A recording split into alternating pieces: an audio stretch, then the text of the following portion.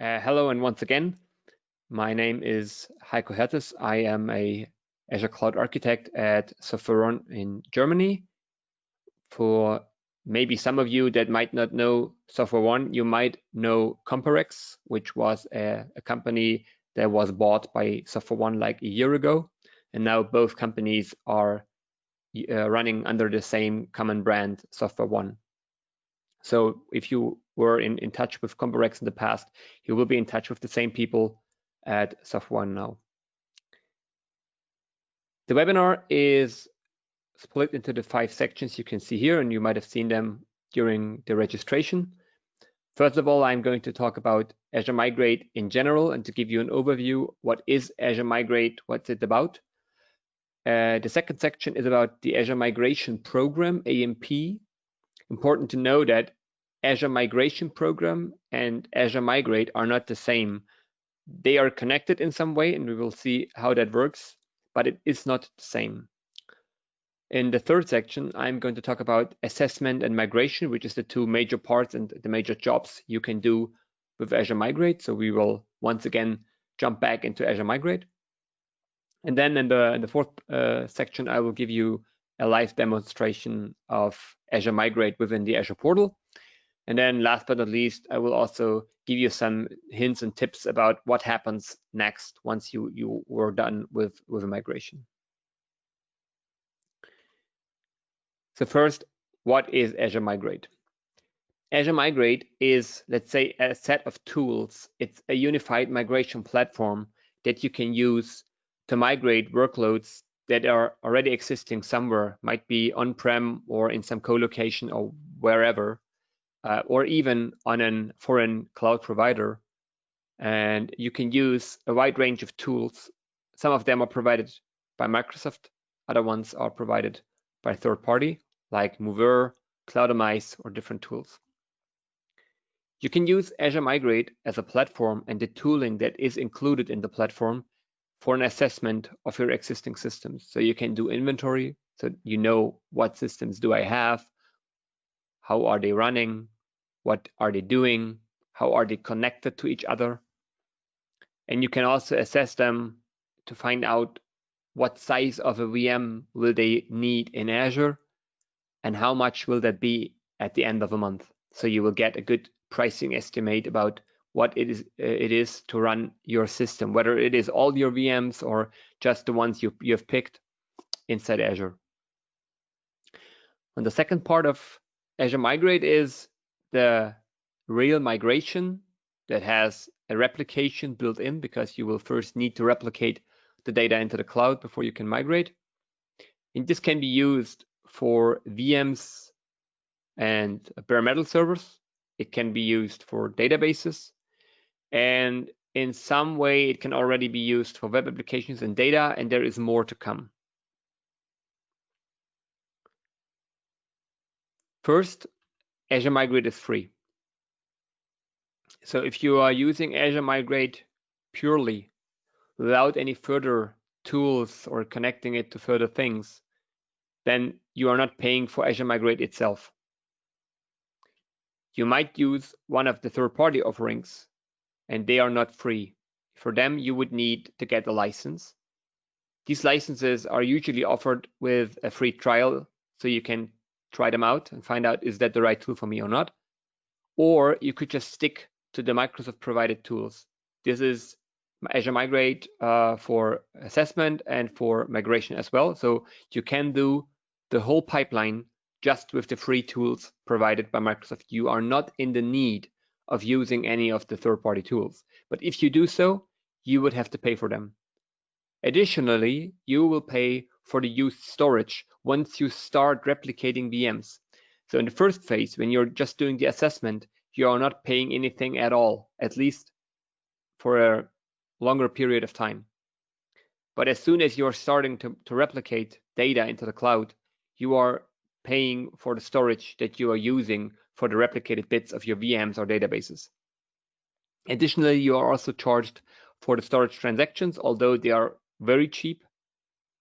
And if there is outgoing traffic, so if you would send data out of Azure back to your on-prem, you will also pay for the data transfer, but that is kind of unlikely. Once you are migrating a VM, so you're either starting the final migrated VM or you are doing a test migration, you also are charged for the compute power for the VM that is running. Until that, there is no VM. There's just bits in a storage account. But once you're migrating or test migration, then there is a VM generated and you will be charged for that VM. When you're using the dependency visualization, which is a feature inside Azure Migrate Assessment, then this is free for the first 180 days. After 180 days, you would pay for Log Analytics workspace that is holding and processing the data for this dependency analysis. I will show you what that dependency analysis is about. It's an optional feature. You are not in the need of using it at all, but if you're using it, it's free for the first 180 days. And when you're replicating VMs, as I said, you're paying for the storage anyways, but after 180 days, you would additionally be charged for a VM that is replicated with around 20 euro per month. This is because Microsoft is offering a service that's called Azure Site Recovery that is there to give you a disaster recovery solution to replicate VMs from on-prem to the cloud. And that is a charged service that is around 20 euro a month per VM. You could technically use Azure Migrate to replace ASR. And before there was Azure Migrate, people used ASR to migrate VMs into the cloud. And Microsoft just put this fee after 180 days to make sure no one is using Azure Migrate as a replacement for ASR, and in this case, avoiding the charges. If you are through with a VM in less than 180 days, you're fine. You do not pay for that. If there is a single VM being there for a longer time, you would pay for the single VM. If the overall process takes longer than 180 days, you would not pay unless a VM is there for more than 180 days. As Azure Migrate itself is a free service, the result is that there is no SLA on that. You should keep that in mind. There is no way of blaming Microsoft that something worked slower than expected or did not work a day or whatsoever, as there is no SLA on that. So now, what is AMP and how is it related to Azure Migrate? Azure Migrate is more like a toolbox. It's a framework of tools you can use to migrate your stuff. Azure Migration Program is a program that is set up by Microsoft to help you with the whole migration journey and all the topics that is around this thing. There's a couple of things baked into the Azure Migration Program. Number one is the Cloud Adoption Framework as a proven methodology that you can use to start with the cloud journey and to do the first steps and then migrate VMs and then start up with a cloud operation and all these things. There is monetary offerings, incentives. Two types of them. One is, that's the more unlikely part. Microsoft is giving you free Azure credits where you could run VMs and stuff without paying for them until the money is gone that you were given. And the second option, and that's more likely, as an Azure Migration Program appliance or application is always with a Microsoft partner. This partner needs to be, let's say, selected by Microsoft and needs to be certified to be allowed to be an AMP partner.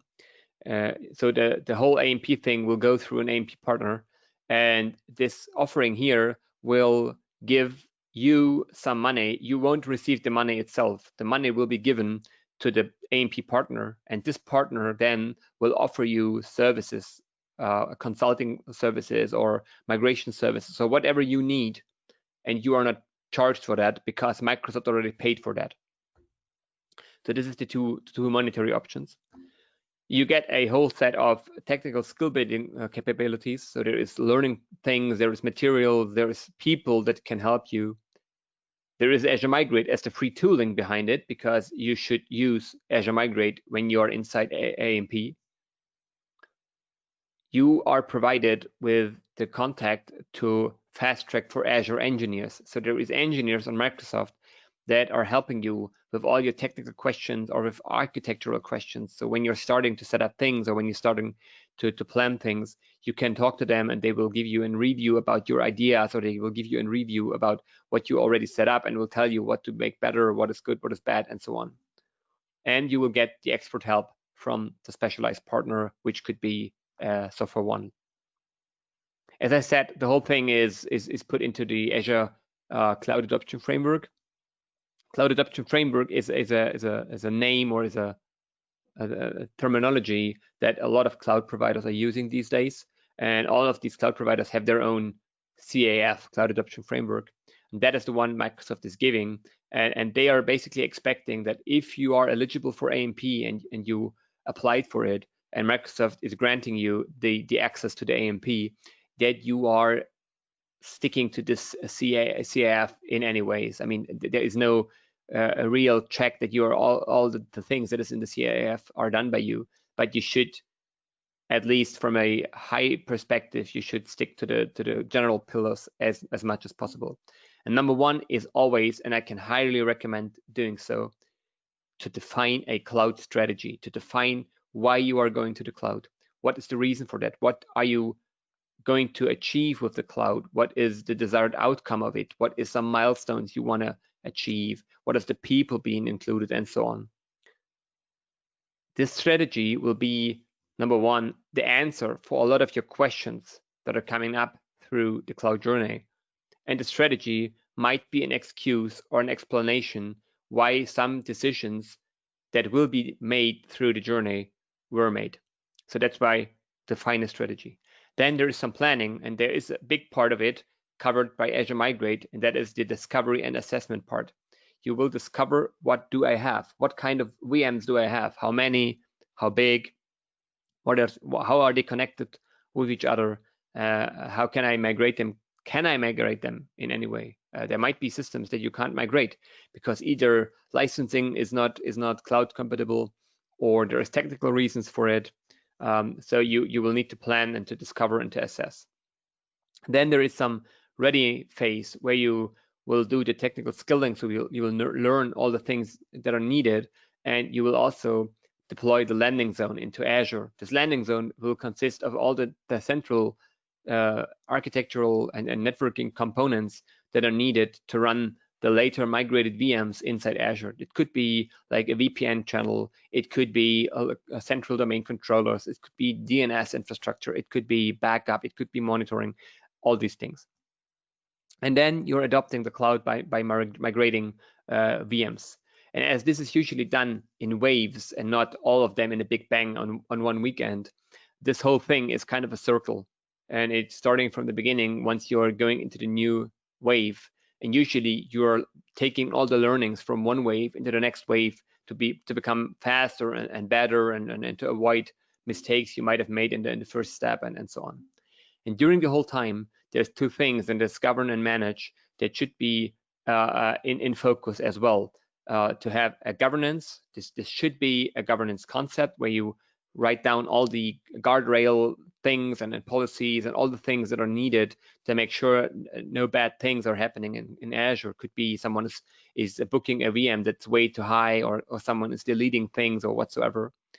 And number two is all the managing things, like backing up VMs, like monitoring, update management, and all these things. So there's a lot of stuff that you need to do around the migration.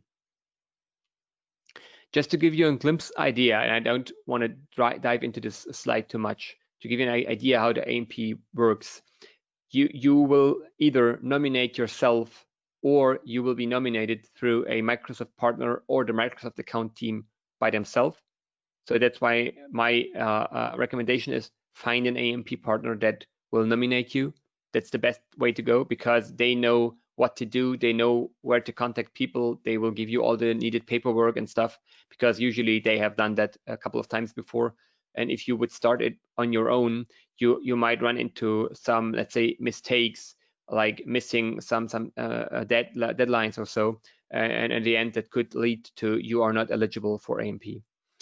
Then once you're nominated, the whole nomination is going through Microsoft's internal management team to find out if you're eligible, if that matches the ideas of Microsoft and so on. If you're large enough, then I mean, to be honest, the whole AMP thing is for Microsoft to generate consumption inside the cloud. That's why they are giving all these things away for free, with the result, or with the hoped result, that at one point in time you are generating consumption in the cloud, and Microsoft will earn money with that consumption. And that's why they will decide if you're eligible or not. And if you're, let's say, too small, or the whole migration thing would take 10 years, they might not nominate you, because they would say that's not in our interest.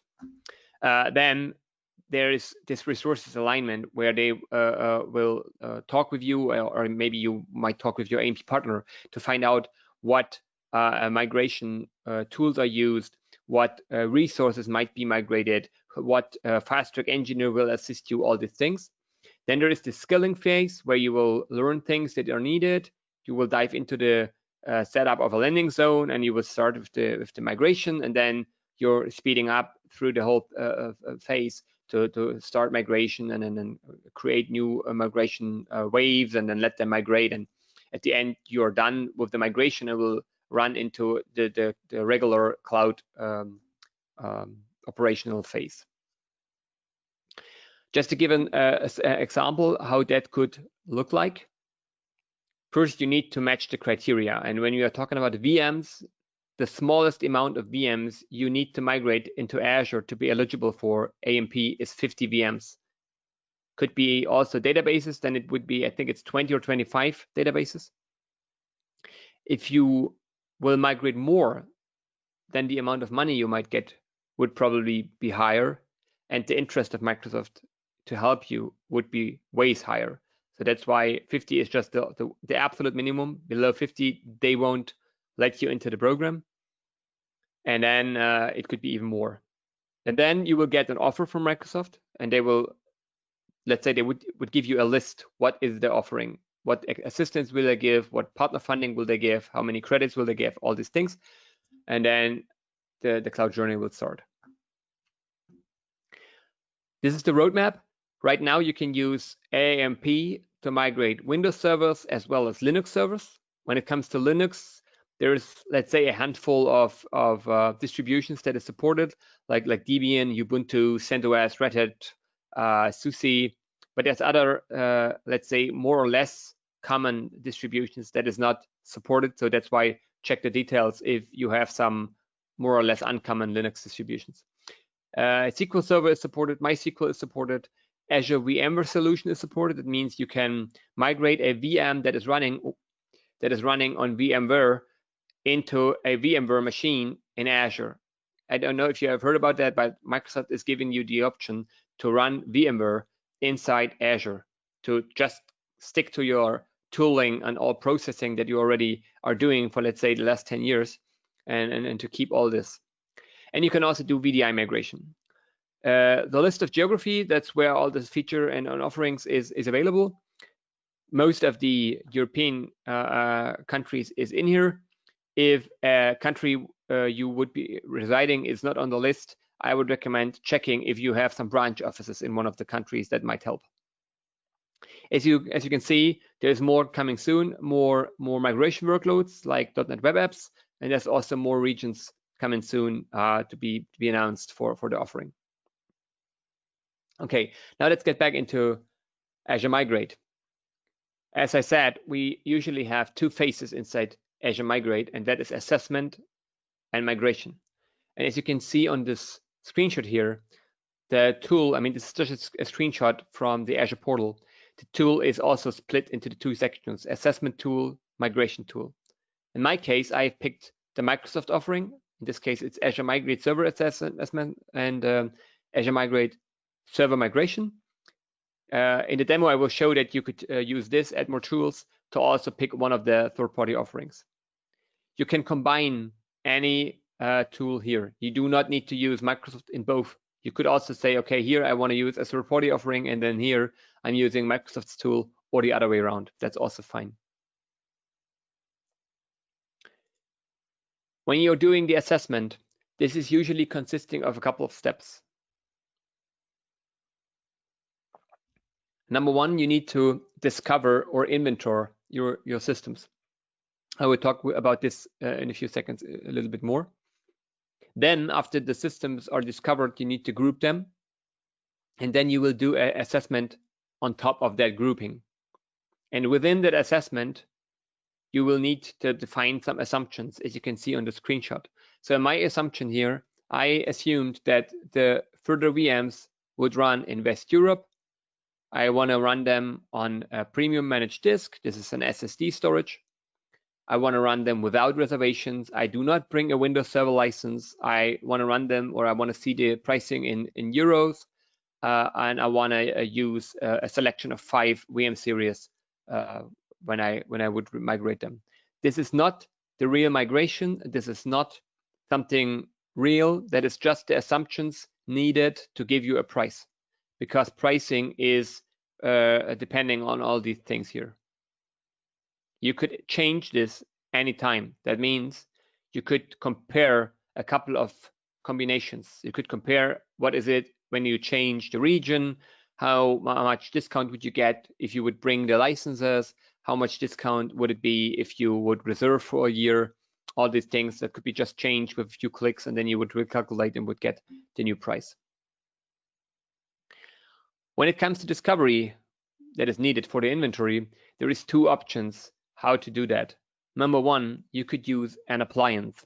That means Microsoft will give you a download, which is a VM for Hyper-V or VMware, or it is a software for bare metal that is used to do the discovery. Option number 2, you could do a CSV import. So you would upload a CSV file with a list of all the systems that you want to assess. I would always recommend use the appliance, because when using the appliance, it's not just that it makes sure that the list of the VMs is complete. It can only be as complete as you allow the network to discover. If there is a Hyper-V host somewhere under a desk, and that is with a firewall protected against the assessment appliance, it won't find it. It will not be on the list. But if, let's say, all the networking things and so on are given, then the assessment appliance will discover all the systems, will discover all the VMs, and it will also monitor their resource usage. That might be needed for 2 things. Number 1, you can use that for the right pricing estimate. Usually on-prem systems are way too big. They are using more CPU cores that they would need, and they at least use more CPU cores as they will need in Azure. That is usually because your on-prem CPUs are older, you're overbooking them with the virtualization and a couple of other aspects that will lead to a VM being in the need of fewer resources than given, and that leads to higher charges if you would run the VM as on-prem. That's why this appliance is monitoring the real resource usage on CPU, memory, disk, and networking, because all these aspects are needed to give a proper estimate what VM size is the right for an on-prem VM and what is the price for that. If you would use CSV, you could provide a couple of these informations. Like you could say, my VM has 2 cores and 8 GB of memory, but Microsoft then can only use the VM that has exactly this amount of memory and CPU. It does not know whether this is needed or not. So that's why this is less accurate. But the CSV has an advantage. You do not need to install anything on your on-prem world, and your on-prem world does not communicate with Azure at all. So for a very first throw, when you just want to have a first idea how much would it be to run, let's say, these 100 VMs in the cloud, then the CSV could be a good option to get a first pricing estimate. If you're going for the appliance, you should keep it running for at least 7 days. Could be better to run it 14 or even 30 days to get all the spikes in resource usage and a good overview what is the regular usage of a VM. Once that is done, you have an inventory list. So you have a list of all the VMs, and you get 2 kinds of results. You get the readiness. That is a list. What if your VMs is Azure ready? What might be ready with conditions? What is unknown, or what is not ready at all? And then there's usually a reason why it is not ready or why it is ready with conditions. Like this one might be ready, but the boot type is not supported. Or here in this type, server 4, Azure does not know what's the OS because the VM is shut down. And that's why it says unknown OS. And it might be that you are running that VM on an unsupported OS. So first you get this Azure readiness, and you get the cost details where you can see what is the VM size Microsoft is recommending for that VM. What is the cost for that? And if that was given by the CSV, then the VM size will be exactly what you gave through the file. If that is through the appliance, then you will get the VM size that fits your resource use the best. I can show you that in the portal once we are kicking into the demo. When you open up one of the VMs, you see what is the resource usage and stuff, and then you see why the like this DS12 was recommended here. Optionally, you can choose to run a dependency analysis. That's optional. You would need to install a further agent, and this agent needs to be installed within all the VMs that you want to analyze. This dependency analysis gives you the option to analyze the traffic that is going through a VM to find out what VMs this VM is communicating with and from. And so you know, like in this case, I know that my server here gets ingress traffic from 16 clients. This is the list of these clients, and you see the port. And that might lead to the decision to migrate all these 17 systems at once in one wave, because now I know they need each other in any way. And the same is in the other direction. I can see that my server here is trying to connect to some other external systems, like an NTP system and DNS system, maybe other domain controllers. And I also see what is running on that VM. As said, this is free for the first 180 days, and then it would be charged. There's another optional feature, but that is in public preview yet, and it's only available for VMware yet. And this is the application inventory. So you might have seen on that page here. No, you do not see it here. I saw it on the screen. That there is an option to say, give me the application discovery. And if I can use it because I have a VMware environment, this application inventory will get a list what tools, what services, what roles and features are running inside a VM. And if there is some known issues, like you can see here, with a special software, then Microsoft will bring up this mark here. I mean, it is not a guarantee that all the software on the system that is seen by Microsoft will run inside Azure and is eligible to be run in Azure from a licensing perspective. But at least if there is known issues, you would see them here. So once a VM is discovered, it can be replicated. And replication basically means that you are just copying the blocks or the bits of a VM from the on-prem world into the cloud. In the first step, you are copying it inside a storage account. A storage account is an Azure resource that can hold a couple of different storage types. And in this case, the storage account, as you can see here, you need to decide what storage account to use. The storage account would hold the VM's data. So for the first step, there is no VM in Azure. You are just copying bits from on-prem to the cloud. And that's why in the first phase, you are just paying for the storage and for the storage transactions. You also, in the first step, need to define what kind of OS you're running inside the VM. You need to define what VM size you want to use later once the VM gets replicated and gets migrated. In this case, as you can see here, this is automatically populated with the recommendations that are coming from the assessment, but you can also just override that with any different VM size if you want to. You need to give the OS size because that is for the pricing and for the licensing things. And you can give different options like what is the VNet where you want to run the VM. So now once the migration starts, your on-prem systems will start copying the bits to the cloud. And once that reaches, let's say, 100% level, it will be an ongoing replication. It's an asynchronous replication. So whatever you're changing on the on-prem VM will be replicated to the cloud with some small delay. And in this case, you can do all the changes on the on-prem VM. You can use the VM further in your on-prem world. And in the background, it's just replicated into the cloud. Either before starting the replication or at least when the replication is already running, you should prepare the VM on the on-prem side to be able to run inside the cloud. There's a couple of things that are needed to be done, like you need to open RDP, you need to enable RDP, you need to open the firewall for RDP, because you cannot connect to the VM through the console anymore as you might have done it before on Hyper-V or VMware. You need to use RDP or SSH in the case of Linux. You should take care of a few things like IP addresses and drive letters to make sure they are dynamically or statically if that is needed.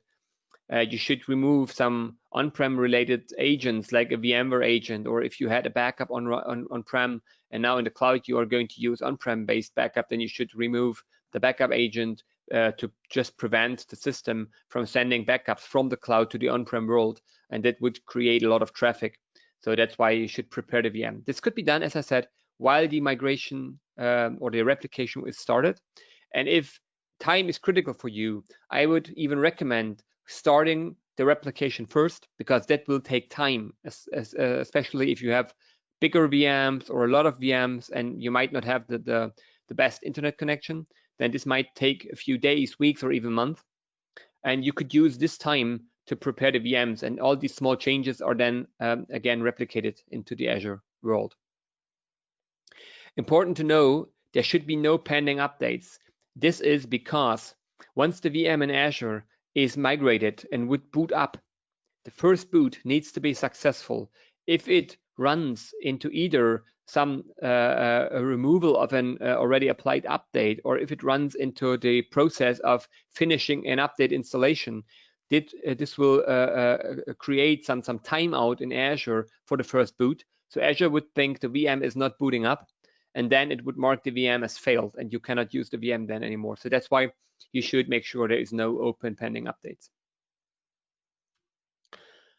Once the VM is fully replicated, I mean, it will never be fully replicated, but it has 100% with the latest version on-prem, although that might be already a few minutes old.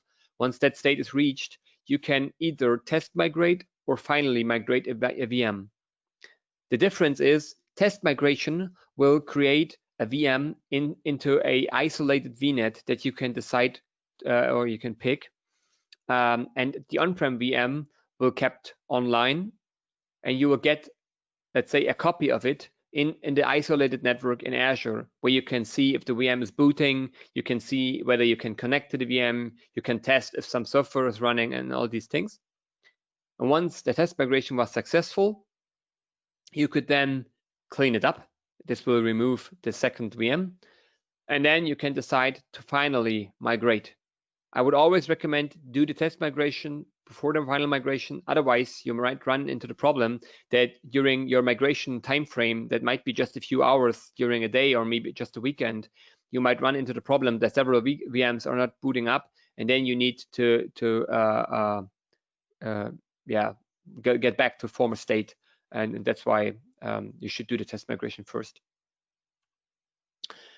Once you decide to go for the final migration, you can select if you want to shut down the on-prem VM, and you should do so, because in that case, it will shut down the on-prem VM. Yes, this will lead to a timeout or to a interruption of current use of the VM. So that's why you should only do that during a dedicated time frame. And then once it's shut down, Azure will make sure that all the last changes that were done to the VM's hard disk are replicated to Azure to reach 100% synchronous state between on-prem VM and cloud VM, and then it will spin up the VM in Azure. And from that point in time, the latest, you would pay for the compute of the VM. So now let's jump into Azure Portal and to see how all this goes. What you can see here is the Azure Portal, and I already have opened the Azure Migrate section. You could just use the search bar here to search for Azure Migrate. You can see that it is separated into Windows and Linux servers, SQL and other databases, and more. I would just jump into the server base here. Then I have the two tooling options for assessment and migration, where I could pick what tool to use. As you can see, here's all these third-party toolings that is offered. And then first step would be to discover. For the discovery, I can either use the appliance or I could use a CSV. When going for the appliance, I need to select what kind of virtualization platform I have. Then I will give the VHD or a zip file, whatever, to get the appliance to download it. Or I could download a template for the CSV import, can fill in all my data, and then re-upload the file with the data that I want to assess and discover here. Next would be to group them. I already created two groups. A group is just, as it says, a group of already discovered VMs. I have this demo group here. It has some VMs in it. You can see a couple of information about this. If that came from CSV, all this information is very limited. In this case, that came from the appliance, so I get more information.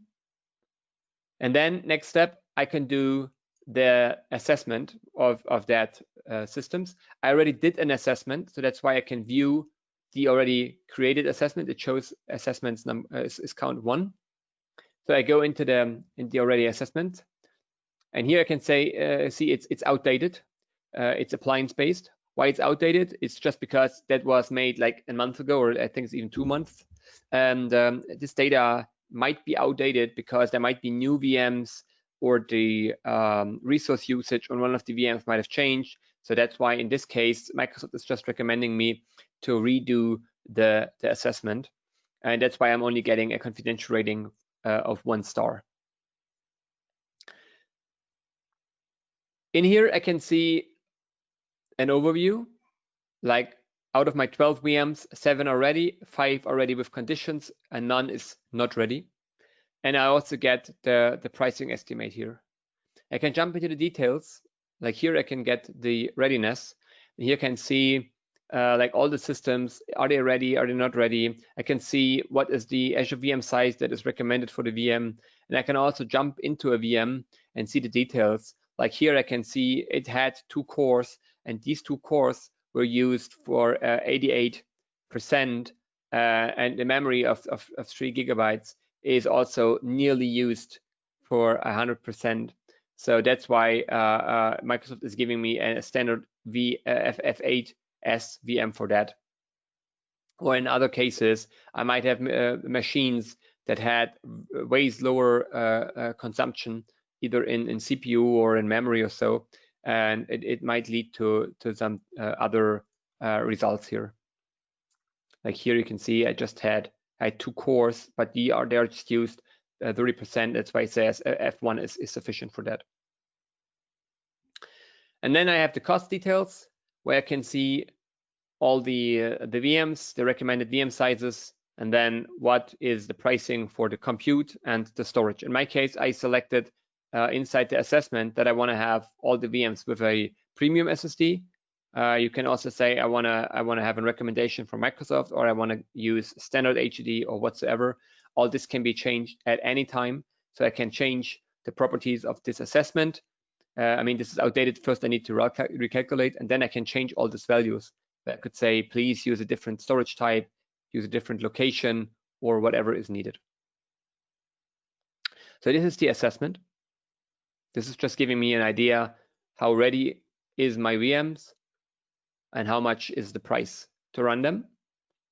And then the next thing is, as I said, the migration phase, where I could, again, discover systems. But in my case, as they are already discovered, I don't need to discover them once again. I can see the discovered servers that were discovered through the appliance. You can see this is the Azure Migrate appliance, and it comes from the demo migration on Hyper-V. Again, I see my systems here. Now I could say I want to replicate. I want to replicate from an Hyper-V system. If it's a VMware system, the options here is a little bit different. I want to replicate a VM that was already assessed, and this was in the demo group within the demo assessment. And I want to replicate, let's say, this system here. I want to replicate it into West Europe, into the subscription, into this storage account, resource group, into this storage account, into this VNet, into this subnet. I don't need any infrastructure redundancy. I don't bring an own license, so I want to get the license through Azure. I want to stick to the recommendation. It's recalculating here. So this is the recommendation F1S. I cannot stick to the VM name because the white space is not allowed here. I need to select the OS type. This is for pricing and licensing reasons. And if the VM would have more than one disk, I need to select the proper disk for the OS. Again, I can select what disks to take. In this case, it just has one disk, and I will take that. It's a 10 gigabytes disk. And then I could start to replicate the system. As this would take at least an hour or even more to replicate this 10 gigabyte, I already prepared another VM that is already replicated, and this is the server number 5. It's already replicated, and you can see once it's loaded.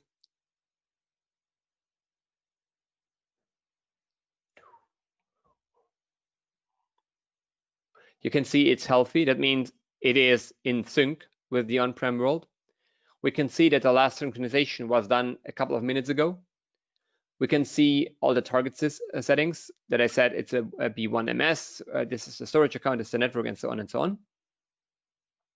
And now, as it is healthy, I could either test migrate, where I would pick an isolated network for the migration, or I could say I want to migrate and I want to shut down the VM on the on-prem side.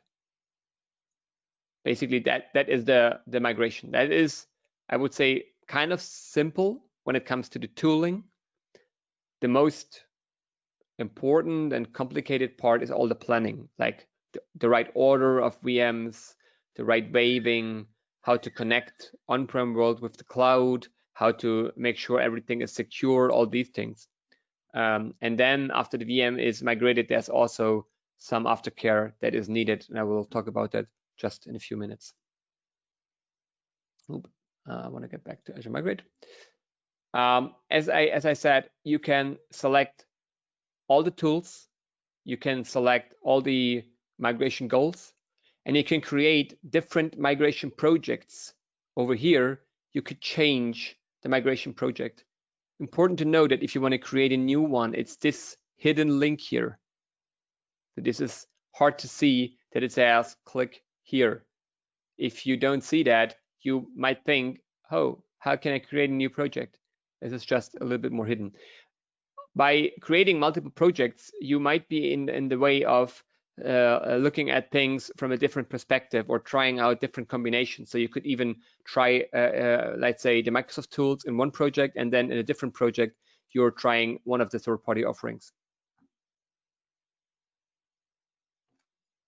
All right, let's get back to the slides. So as I said, we need to do some further steps. So usually once a VM is migrated into the cloud, you need to do some aftercare. You should create backups of the VMs. So either you are sticking to the old process and the old tooling that you used on-prem, or you are using, let's say, Azure backup, but you should create a first backup in the cloud to make sure when things fail, when things go bad, you can jump back to the first status the VM came up on Azure. You should also think about the disaster recovery. You should set up the logging and the monitoring. This is very important because, as we will see in one of the next slides, from this you will find some conclusions on how to deal with the sizing of the VM. Because in this way you can find out, is the sizing correct? Is it too big? Is it too small? And then you could adjust. You should think about update management. How do I want to patch my systems? You will need to change DNS records. And this is basically because the VM that is created in Azure will for sure have a different IP than it had on-prem.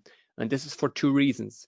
Number one, if you are going to Azure and you are connecting on-prem and the cloud with, let's say, a VPN tunnel, you need to use distinct VNets on both sides. So you cannot use the same subnet or the same network. You need to have different networks. And the second reason is that IP addresses in Azure are usually assigned dynamically. You can take a look on my latest YouTube video in English where you can see the Azure networking basics, and I also talk about IP addressing there. But to make it short, you can change IP addresses, but in the first place, they will be dynamically assigned. And that's why the IP address will be different. So you need to adjust your DNS records on your DNS servers. This might be done automatically if you have a system that is integrated into AD and is allowed to change its own DNS records. But when it comes to Linux systems or some different systems, you will be in the need of updating DNS records manually. And last but not least, you might think of removing the on-prem VM because it is just shut down after the migration. It is still there. It's still consuming disk space. It might still consume licenses and so on. So that's why I think about removing it. Just migrating a VM into the cloud might be a first step, but it is usually not the final solution. It might be better to replace VMs with the fitting PaaS services. Like if you have a SQL database VM where you run a SQL server and you need to keep it as database, but you might be free of not using SQL Server anymore, then you could jump over to Azure SQL, which is providing a service that is 99 point something % compatible with SQL Server. You are not in a need of running VMs and caring about VMs anymore and creating high availability and stuff like this. It's just provided as is, and you do not need to take care about all these unliked aspects here. So that's why I think about replacing a VM with a PaaS service. And it might be very, very good to think about this before migrating, because then you might save time and money by not just first migrating a VM and then transforming it, but just bringing it into the right state and form into the cloud right from the beginning. If it was not done yet, you should think about an Azure governance. Usually this is done through some workshops to set up all the guardrails and rules for Azure.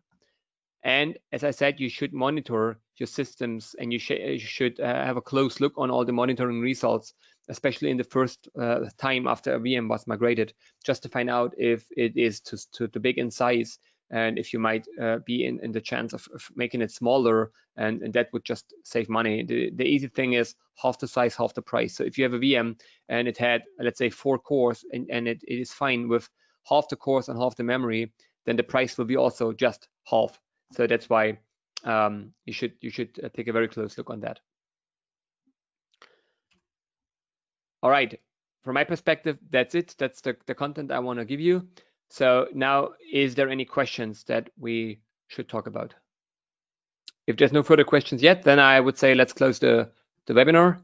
Thanks for attending, and hopefully see you next time when we are talking about any other Azure-related interesting topics.